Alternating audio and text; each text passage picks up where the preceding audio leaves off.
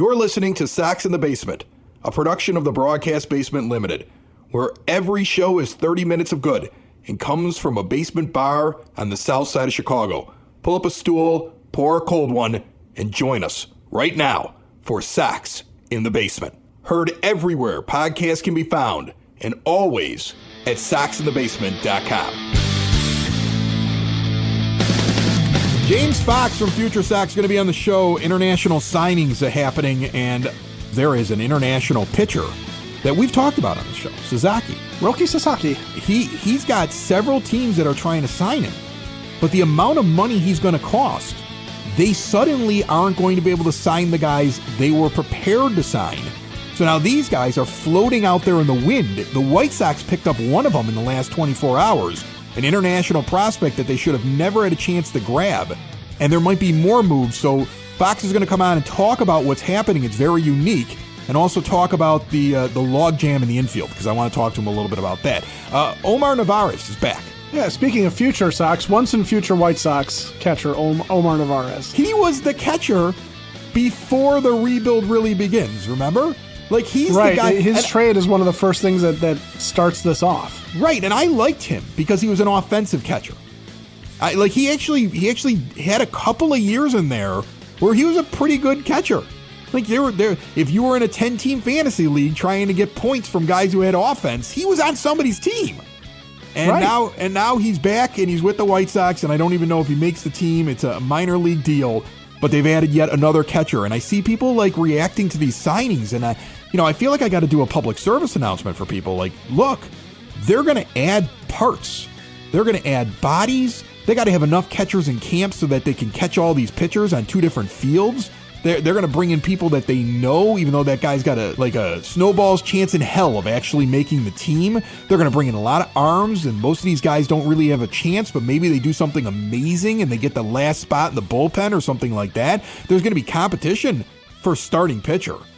Like, I don't agree with the idea that Bryce Wilson is going to be one of the 5 starters on this team necessarily. Martin Perez is going to be one of the 5 starters, I would think. I would assume so. He's there for a reason to put a veteran presence in there. But when you look at guys like Jonathan Cannon, Davis Martin, Sean Burke, Drew Thorpe, Bryce Wilson, that's 5 names with 4 spots right there. Iriarte may become a starter. He may challenge. There's a few guys. Eater may get an opportunity. There's Mason Adams looked great at the end of the year. Plus you've got the 2 big guys, Hagen Smith, Noah Schultz. They're not going to break camp likely with the team, but they're going to be here eventually. So that's going to be really interesting. There's a lot of competition, and there's going to be a lot of position battles in the spring. Now, do you, Ed, put stock into the way somebody performs in that month or so of spring training, or do you rather expect your ball club to know generally who they're bringing? Like, they have a 26-man roster kind of penciled in, and maybe 1 or 2 guys get changed in or out, but you don't want, would you like to see open competition and Will Venable say, I have no idea who's going to make this team, we'll find out in 4 weeks? Should spring training matter that much? Well, it's both, right? Because I assume what happens is that Chris Getz, Josh Barfield, and Brian Bannister, and to a certain degree now Ryan Fuller, maybe even with some of the holdover coaching staff, Grady Sizemore is probably involved in that. They, along with Will Venable, based on what they saw last year and what the reports are coming out of the minor leagues for some of these guys that didn't appear in a White Sox uniform, they probably have a pretty good idea of who's in the lead, right? There's always going to be a depth chart. There's always going to be number ones that are put out there. But the question is, do they have to publicly state that? And if they do not publicly state it, do they even have to internally state it? Or just let it play out and use spring training as a metric to see who shows up ready to go. And some of that's going to be judged on attitude. Some of that's going to be judged on success on the field.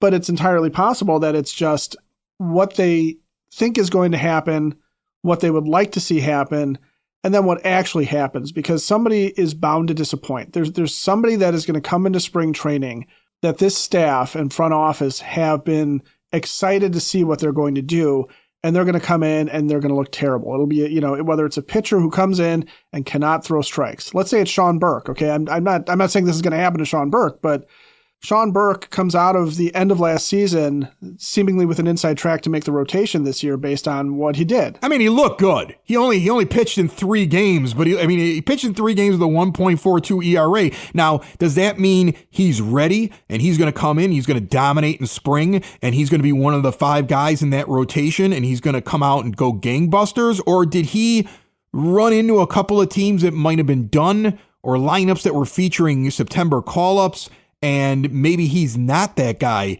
quite yet, or maybe never becomes that guy? So, I mean, like, with a guy like him, it's hard to gauge because he's going to get a lot of guys that aren't really major leaguers when he pitches in spring training. Like, that's my point.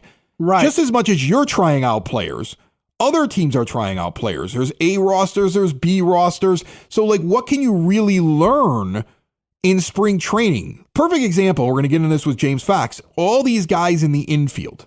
There's way too many infielders than there are positions on this team on the 26-man roster. It very easily put. You could, look at what's going to show up in camp. Not only at first base are you going to have Andrew Vaughn, and Miguel Vargas could go stand over at first base, and Lenin Sosa could stand over there, but Bobby Dalbec's going to be there, and Andre Lipschitz and Tim Elko's going to be there. You have a lot of guys that are going to show up, okay? When you look around the infield, just at names that have touched the majors or might be slated to make it on this team, you got Vaughn, you got Vargas, you got Lenin Sosa, you got Josh Rojas. Who else do I have here? Brooks Baldwin is a name that'll be inside of the mix that could be sitting in the infield. You have Brian Ramos is going to be in the mix. Right. Colson Montgomery is going to be in the mix. Right. You're going to have Chase Mydroth is going to be in the mix. That's too many guys. So too many guys. Do they know going in the spring who their guys are? Or are they really going to, against less than major league talent, when the pitchers are still warming up, make a decision based upon what a guy does over just a couple of weeks in Arizona? Well, I bet you what they do is they look at approach, they look at mentality for the position players. They're probably looking at how they're doing defensively, whether or not they're missing balls, missing assignments, missing open plays. All these things that, can kind of go into what are you really doing out there? Because you're right, anybody, and the outfield can be the same way. I mean, there's a little bit of a glut for the outfield, not as bad as the infield, but there's a little bit of a glut for the outfield. And now with Omar Narvaez, frankly, there's a little bit of a glut at catcher for even a number 2 catcher. So is it going to be who pulls the most balls out of the thin Arizona air and knocks them into the seat? It shouldn't be that. Or is it going to be the guy that shows up and is like, all right, he's tracking pitches well. He's using all parts of the field. His approach is right on. His head's in the right spot. That's what we're looking for. Well, that's what it should be. It should be, are they playing the game the right way? Are they paying attention to the signs out there? Are they playing good defense? Are they in the right position? Do they have the right attitude? Because honest to goodness, you can't tell me the difference between some of these players. I know you gave up players to get Miguel Vargas, and you want to believe in his pedigree that he's going to be good. But if he goes out there and he's dogging it, or he's not one of those guys that's paying attention to the way that Will Venable wants to run the team, like whatever the White Sox way is, he's just not on board. Even if he's hitting the ball well, that shouldn't matter, because in AAA, he's a superstar. In small sample size in spring training, he convinced the Dodgers that he should get half a season with a start every day at second base a couple years back, and he did nothing with it. So he may have a great spring, but it really should matter what are the intangibles, because you don't want to. I understand that the inclination is going to be, we gave up something to get this guy, and he's got a good pedigree, so he's definitely going to make the team. And he may be penciled in there right now, but and I don't even know if he's going to dog it out there. I'm not saying that's what he is. I'm just using him as an example. If a guy like that hits well, it really shouldn't matter very much, because he's done it before and then not been able to perform during the regular season. It really should matter what kind of a player, what kind of a clubhouse guy, what kind of attention is he paying, and is he doing the things that will translate over a long 162 game stretch that will give him the opportunity to finally realize the potential that he has. That's how he needs to be evaluated. And as fans, that's how I'm evaluating the new coaching staff and Chris Getz. And the only thing that gives me a little bit of hope is that Chris Getz has been heartless so far with some of these DFAs and waivers and guys that he's moved on from the team. His 40-man roster looks very different now than it did just a couple of months ago. He's jettisoning guys. He's moving on, and he doesn't seem to have too much attachment. So that's the hope. The hope is that they're evaluating in the proper way in spring, because you're not winning anything. But the name of the game here is identifying the guys that have potential, that actually have the best chance of realizing that potential and are showing you something in spring that, hey, last year was last year. I'm ready to go. Andrew Vaughn comes out and plays really hard, but you're seeing him make the same mistakes. He's not listening to coaches. He shouldn't even break camp with the team, and Lenny Sosa should stand at first. See what I'm saying here? Like, it really should be, are these guys responding to what we're looking for them to do?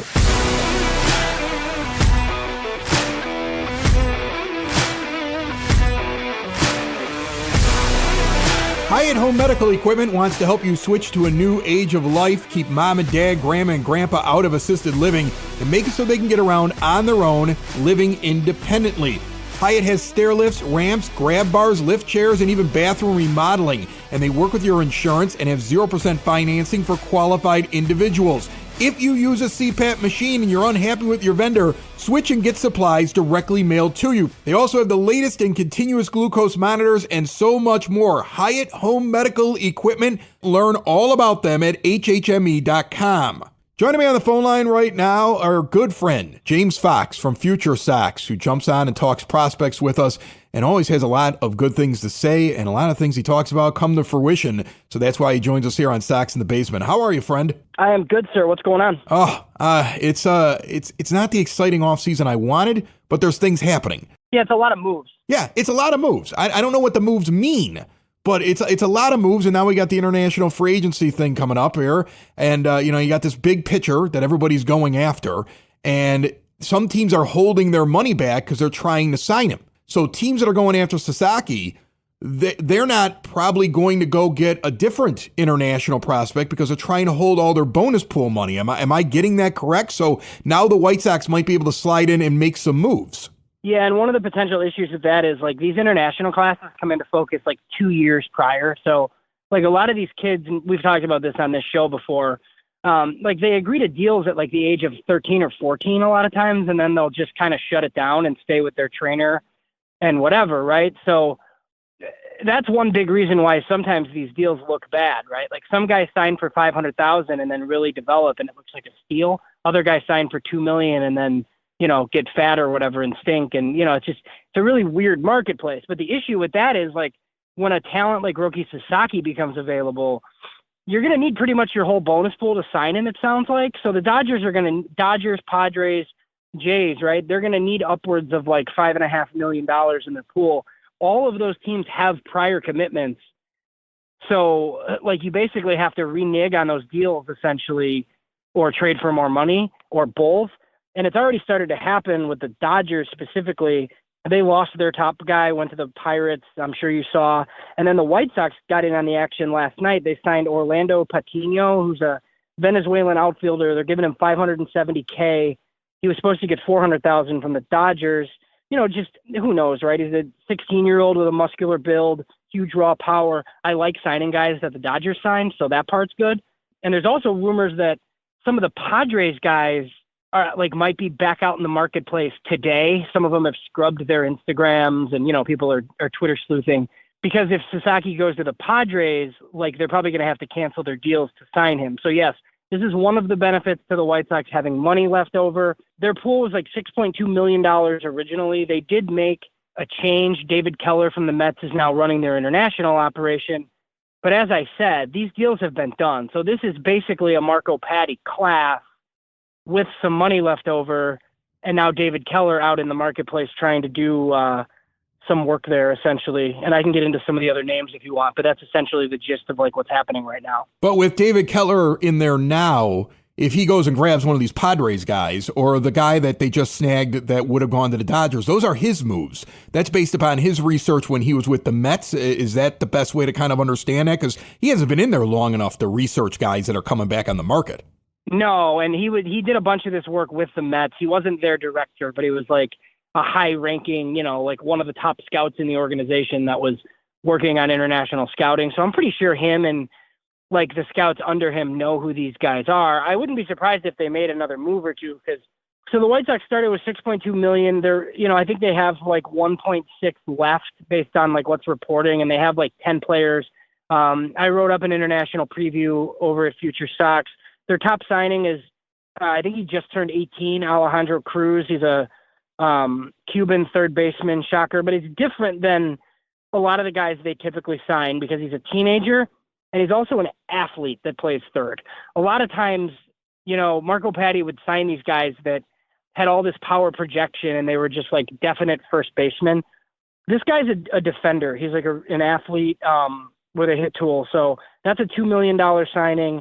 Another one of their top signings was also a David Keller signing because they signed this player in December for this class, another Cuban 16-year-old right-handed pitcher, Yobel Rodriguez. It's $300,000. He's a 6'3" righty with projection. He's low 90s plus change. People think he's going to throw in the high 90s eventually. So, there's some signings out of the Dominican Republic. There's some out of Venezuela. It's a lot of pitchers. And the thing that's interesting about pitchers is, like on the international market, pitchers are really cheap. Like they don't get the big deals because they're signing, like I said, when they're 13, and then all of a sudden they're 6'5" and throwing high 90s. So like a lot of the pitching deals are like $300,000-$400,000, and then they just kind of matriculate up. So, I think it's a fine signing class, but I think it's important to know that the White Sox are like under a big restructure here, and they have money in the hopper that they can go out and sign some of these kids who just lost deals. They could also trade the money, in theory, to the Padres or the Dodgers or the Jays for actual prospects or something else potentially. So there's stuff that they can do and may happen here very shortly. So that's an interesting thing going on here in the offseason. You talk about the international division of the White Sox and the fact that there's a restructuring. There's a new guy in charge. Some of these guys are coming from the old guy that was in there. When you look at what they're probably going to do the rest of this signing period and in the future, what switch do you think that we're going to notice the most? Like, I think back to times we've talked before and the idea that the Sox would grab a guy that was, a little bit more of a name, let's say, internationally, instead of grabbing a bunch of really young guys that could just be used as chips in trades later on. And they weren't as diversified, let's say, in their international signings. Do you think that's going to change now going forward? Yeah, my guess would be a lot fewer like older Cubans. Like that was like a big time Kenny Williams thing where he just, get this guy, get him into the minors, get him up to the big leagues, that sort of thing. And it's just not the way most teams operate. I do think they're going to be active in the market going forward. David Keller told James Fegan of Sox Machine, like, this is like an avenue to acquire premium talent for really cheap. And that's what they need to do, right? A bunch of shortstops, a bunch of center fielders, like from the Dominican Republic, like sign a bunch of them every year because like those guys are expensive, right? You want premium upside talent in Major League Free Agency. It's really expensive. It's expensive in the draft too. This is the place where, even the top guys, Chris, like are $5 million. I mean, that's like nothing for these teams, right? And the White Sox are rarely active at the top of this market like the other teams, like the Padres and, even like the Dodgers and some of these other clubs. So I think that's a big change. Also, they're building a new facility in the Dominican Republic. That's a big change. So I think a couple of things just to focus on over the next couple of years, just their classes skewing much younger, more Dominican players, and far less of the like Yoelqui Cespedes, Oscar Colas type, like 20-plus-year-old Cuban guys. All right, so let's take a look at the team right now as it stands. Like you said, there's been a lot of moves that have happened this offseason. A lot of people would consider them to be small moves, but they're clearly remaking what type of player they bring in, and the infield is going to be a logjam. Like, I look at all the guys that have been acquired who's still around, looking at the guys that we got to see play last year, my impressions of them, and I try to guess who's making this roster. Like, of the guys that play infield on the Chicago White Sox, I feel as though I'm going to see Andrew Vaughn, Lenin Sosa, maybe Chase Mydroth, a Josh Rojas, and possibly a Colson Montgomery, like walking out the gate because it seems like Chris Getz wants to get him in there. But I'm wrong. There's no way I've got it right. You probably have names. There's no way you're going to get them 100%. But what did I miss there? Who am I missing? Who am I putting in that shouldn't be there? Who did I leave out? No, I think you're kind of on it. I think the one interesting thing about Chase Maedroth is everybody just like has kind of penciled him in, and I don't necessarily disagree, but he's the one guy that's not on the 40-man roster, so you would have to make a move for him. I think you're right about, so Andrew Vaughn's the first baseman. I think Josh Rojas is probably the second baseman, or like, playing somewhere every day. And then look, like they have Miguel Vargas, who, like he's probably playing third. Like there's just, I think they're going to give him playing time regardless of like what the fans kind of thought of him to close out the year. Brian Ramos is in the mix. Lenyn Sosa is interesting for me because I've obviously like always been a big fan. He hit a ton like down the stretch and in the winter league, but I just don't know that they're married to Lenyn Sosa. I know that they've moved on from quite a few of the Marco Patti signings and some of these guys from the old regime. So I definitely wouldn't consider him like safe by any means. Brooks Baldwin is interesting as a prospect, but he's probably a utility type. He also feels like there's not enough room for him. Like you listed all these names, and I go, I don't know how a guy that had about 10 games, whatever it was, in AAA, and didn't do anything last year somehow fights his way onto this roster with all these other names that we're mentioning. Well, the thing that I find interesting is the shortstop position. When Rojas was signed, I was hoping that he had played more shortstop, right? I was like, oh, that's the veteran shortstop ad. Great. But then you kind of look at it, and he's been mostly at second and third, so I don't know that they'll do that. Maedroth did play a lot of short, even though he's like a second base projection. The thing that I'm not a huge fan of, and it might happen, right? Like Colson Montgomery might be the shortstop to start the year. I'm not a huge fan of that idea. You've had me on enough. I don't love spring training. I hate spring training battles and like the thought of like winning a job because it's like mostly meaningless.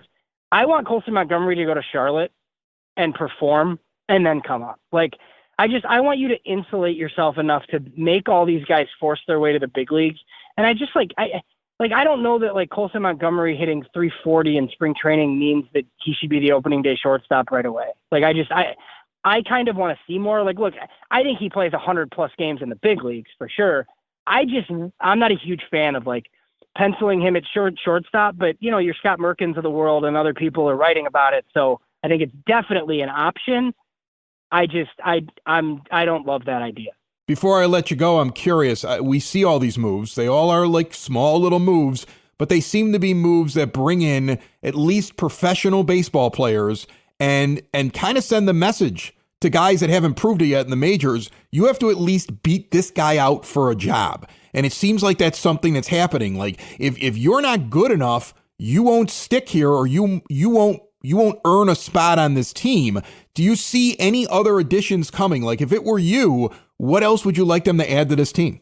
I mean, I think we get more like non-roster invite type guys. I mean, to me, like if they added a veteran shortstop, I wouldn't be surprised. Where you're like, oh yeah, that's this year's Paul DeYoung, right? Because like if Colson Montgomery is awesome, that type of guy's not going to stand in the way anyway, right? Like it doesn't matter. Like look at the catching duo, right? You have two professional catchers that are just okay, right? If Kyle Teel or Edgar Caro is unbelievable at AAA, like they're just going to bring those guys up and get rid of one of these veteran catchers. Like it doesn't matter. The other thing, I would like a left-handed first base DH type, whether it's, whoever, right? Your fantasy baseball, Dan Vogelbach or Rowdy Tellez or just, one of these guys that can hit from the left side. That's just like a counterpoint to Andrew Vaughn. They did sign a guy, last week, Bobby Dahlbeck was a former Red Sox prospect with huge power, but also a ton of strikeouts, but he's another right-handed hitter. So he's very similar to what they already have in like a Tim Elko at Charlotte. So, the one thing I'll say is I love this roster churn, right? It's just a bunch of different names and like you're doing a lot of different things. And me and Ian on our podcast, like at the beginning of this offseason, there were like 10 to 12 names on the 40-man where you're like, yeah, these guys are no big deal. Just get rid of them. Now, whenever a move is made, I'm legit curious to see the 40-man move because it's getting a little bit tougher. There's quite a few guys on this 40-man that you would like to potentially keep. And if they keep making more moves, like it's going to be interesting, like who gets DFA'd and who they kind of give up on early. Chris Getz is starting to get a little ruthless, and I kind of like it. Like, you know what? You're not the guy. I mean, he got rid of a couple guys in the last couple of weeks that he acquired through trade. And he's only had a few trades. He's a young GM if you think about how long he's been in there, and he is not married to anyone, it doesn't feel like. Yeah, and I don't think they can be because it's like they're going to be bad, and they obviously don't have money to spend, right? Like the offseason that you and I wanted, we didn't get just because it seems like the owner's not letting them spend. But it does seem like they're doing a decent job of using the limited resources that they do have for like a veteran right field platoon, a Martin Perez, like Josh Rojas has some upside. Like I think they're getting okay players for like the very little amount of money that they're actually spending. So that part's a little bit positive, I think. We try to find the positive in just not a very good time for winning with the White Sox. James Fox from FutureSox, always nice to jump on here. Thanks so much, my friend. All righty. Thanks, man.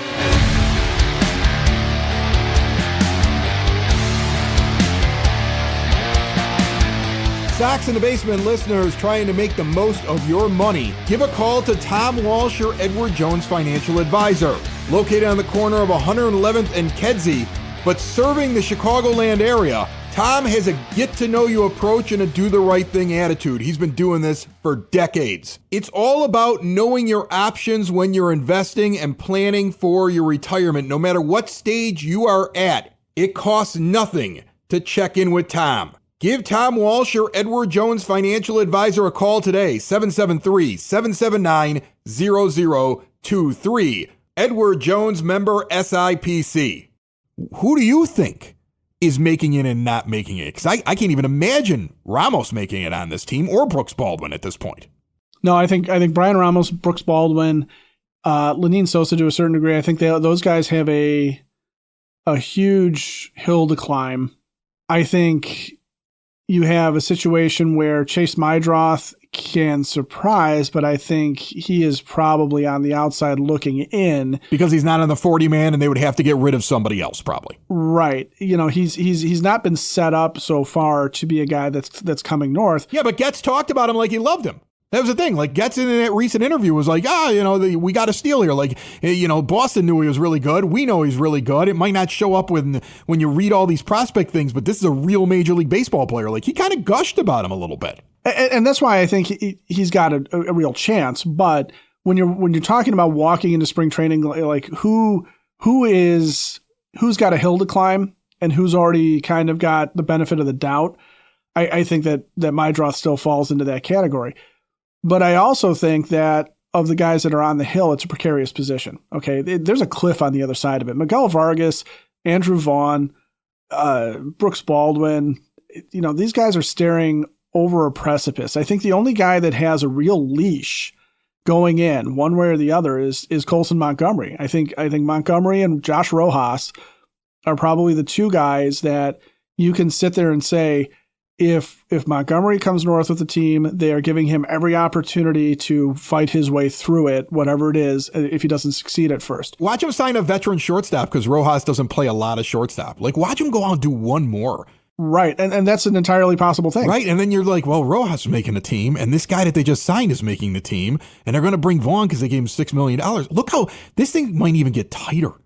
It might. I mean, it's really one of the more interesting things. You might be looking at one position for all those prospects. Yeah, I mean, because it really is. It might be very, very tight at the beginning, and it might be one of those things where, like, you better be ready to take a job and hold it forever if you're going to make it to the major leagues. Much like when you look at the amount of guys that are going to show up to pitch. I mean, I mentioned some of them. Don't forget about Nick Nastrini, Jake Eder, Winkelman Gonzalez, Kai Busch. Yeah. All these guys are on the 40-man. I mentioned Mason Adams along with all those other guys that I was mentioning. There's a lot of pitchers that are going to show up that have a legit chance that if they impress, could be the fifth starter. If those pitchers in particular, if they show up, throwing strikes, limiting walks, keeping guys off base, especially in a hitter-friendly environment, there's going to be surprises. I guarantee you that whatever you think is going to happen for the 26-man roster right now before spring training even starts, we have no idea what surprises await, and there's going to be some stuff that makes us sit there and go, I never saw that coming.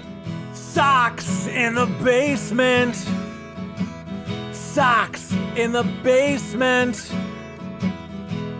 Sox in the basement. Sox in the Basement. Heard everywhere podcasts can be found, and always on soxinthebasement.com.